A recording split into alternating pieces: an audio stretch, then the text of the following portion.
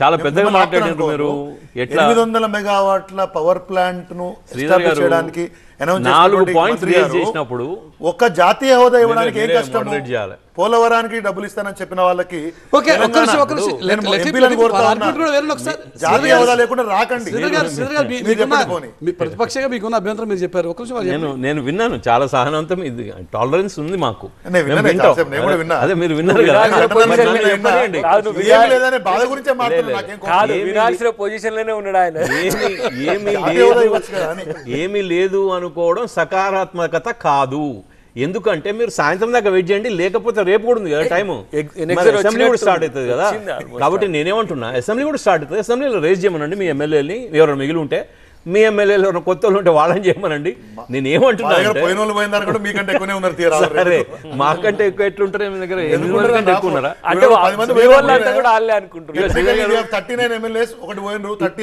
ఇప్పుడు మీరు మీ పార్టీ 8 మంది ఎంపీలను పెట్టుకుంటే గుండు సున్నా పట్టుకొస్తారు.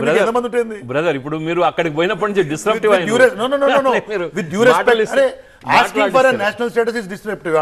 లేదండి, నేను మాట్లాడిస్తున్నా, మాట మాటకి మీరు రిజెక్ట్ కాలేదు కదా. అంటే మీరు you cannot explain me in between. నేనేమంటున్నా అంటే బేసిక్లీ ఇది ఒక ప్రోగ్రెసివ్ బడ్జెట్. ఇది పేదల, మహిళల, యువ, రైతుల, పేదల బడ్జెట్. ఈ బడ్జెట్ ఒక కంటిన్యూటీలో ముందుకు పోతా ఉన్నది. అంటే ఏదైతే మాకున్న లార్జర్ గోల్స్ ఉన్నాయో దేశానికి, వాడు బడ్జెట్ అనేది ఈ అలొకేషన్స్ గురించి పెద్దగా మాట్లాడే డాక్యుమెంట్ కాదు. ఓపెన్లీ ఇది ఎవరికైతే పార్లమెంటేరియన్స్కి చెప్పాల్సిన అవసరం ఉన్నదో అక్కడ చెప్పడం జరిగింది. సరే, రాజకీయం అంటారా, ఆంధ్ర గురించి మాట్లాడడం అంటే బీహార్ ఫ్రెండ్స్ ని ఏపీ ఫ్రెండ్స్ ని బీహార్ ఫ్రెండ్స్ ని ఇంప్రెస్ చేయడం కోసం తప్ప మీరు ఓవరాల్ గా బాగా కనిపించట్లేదు కదా. మీకు అది రాజకీయం అనిపిస్తే మహారాష్ట్రలో మా గవర్నమెంట్ ఉంది, దాని గురించి మాట్లాడలే. గుజరాత్లో మా గవర్నమెంట్ ఉంది, దాని గురించి మాట్లాడలే. మాకు రాజస్థాన్ లో ఉంది, మధ్యప్రదేశ్ లో ఉంది. కాబట్టి కన్వీనియంట్ ఏదైతే మీరు అది మాట్లాడితే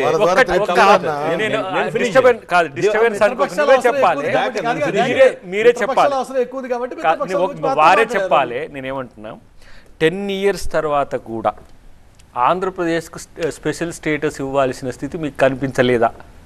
మొన్నటికి మొన్న బీహార్కి ఏమొచ్చిందని వాళ్ళు మాకు స్పెషల్ స్టేటస్ కావాలంటే ఈక్వల్గా మీరు ఏపీకి ఇచ్చినట్టే వాళ్ళకు కూడా ఇప్పుడు ఫండ్స్ ఇచ్చిండ్రు. కానీ నేనేమంటున్నా అంటే మీరు ఫినాన్షియల్ హెల్ప్ ఓకే, ఒకవేళ స్పెషల్ స్టేటసే కనుక వచ్చి ఉంటే 15,000 20,000 crores అట్లా కాదు కదా. ఓవరాల్ మీకు డెవలప్మెంట్ కంప్లీట్ గా కాంప్రహెన్సివ్ డెవలప్మెంట్. ఇప్పుడు అస్సాం అడిగింది, బీహార్ అడిగింది, మహారాష్ట్ర అడిగింది, మనం అడుగుతా ఉన్నాం. ఎంతమందికి అసలు స్పెషల్ స్టేటస్ అనే ఒక డెఫినేషనే లేదు, ఇప్పుడు టర్మే లేదు. అది చాలా క్లియర్ గా 10 సంవత్సరాల మోదీ గారు లేకపోతే మేము పెట్టినాం, అది మీరు పెట్టినరు, మీరు ఒప్పుకున్నారు, మీరు ఒప్పుకున్నారు. అది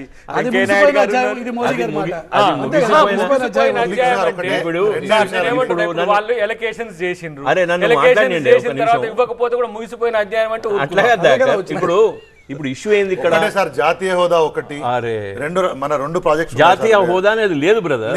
ఇచ్చినారు మీరు, బెన్ కేట్వాకి ఇచ్చినారు, నేషనల్ స్టేటస్ అని ఇచ్చినారు. లేకపోతే ఎట్లయితే పోలవరానికి డబ్బులు ఇస్తున్నారో కంప్లీషన్ కి, పాలమూరు రంగారెడ్డి నిన్న కూడా 35,000 కోట్ల నుంచి 55,000 కోట్లు పెంచినారు. ఆ గ్యాప్ 20,000 కోట్లను ఇవ్వండి. ఇవాళ మూసీ సుందరీకరణకు పోయినసారి 9,000 కోట్లతో మేము బడ్జెట్ ప్రపోజ్ చేసినాము. రేవంత్ రెడ్డి గారు పెద్ద పెద్ద మాటలు చెప్తున్నారు. 15-20,000 కోట్ల రూపాయలు హైదరాబాద్ నగరం యొక్క డెవలప్మెంట్ కి ఇవ్వండి. అట్లీస్ట్ లేకపోతే రైల్వే కోచ్, రాజపేటకి రైల్వే కోచ్. శ్రీధర్ గారు, మనకి సమర్థత లేకపోతే వేరే వాళ్ళ మీద మనం బ్లేమ్ చేస్తే ఎట్లయితుంది? మీరు 10 సంవత్సరాల్లో ఒక లెటర్ కూడా, కిషన్ రెడ్డి గారు మంత్రిగా ఉంటే ఒక లెటర్ గానీ, ఒక ఫోన్ గానీ కూడా చేయలే. మీరు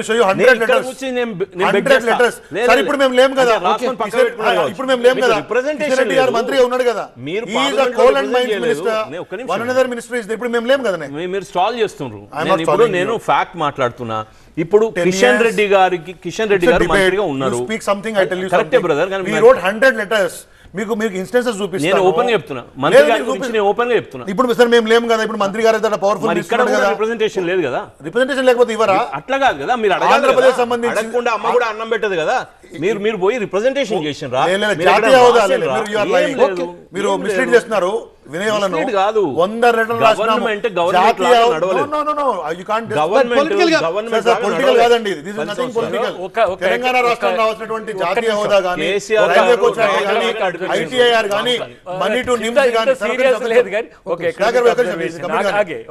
కంప్లీట్ గానీ ITIR గానీ నేను ఇప్పటికి ఒకటే one statement I close my thing. సరే మేము 10 years లో మేము 100 లెటర్లు ఇచ్చినామని నేను చెప్తున్నాను.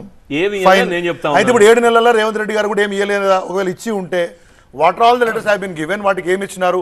పోనీ ఒక కామన్ సిటిజన్గా ఇక్కడ కూర్చుని TV9 దగ్గర నుంచి మంత్రులు వింటే, తెలంగాణ ఎంపీలు వింటే, బీజేపీ ప్రభుత్వం వింటే, తెలంగాణ రాష్ట్రానికి సంబంధించినటువంటి బైఫర్కేషన్ యాక్ట్లో ఉన్న అంశాలు మావి కూడా ఇవ్వండి. రైల్వే కోచ్ ఫ్యాక్టరీ ఇవ్వండి, జాతీయ హోదా ఒక ప్రాజెక్ట్కి ఇవ్వండి. ఇఫ్ యూ వాంట్ రేపే లక్షల ఇప్పుడు ఒకటి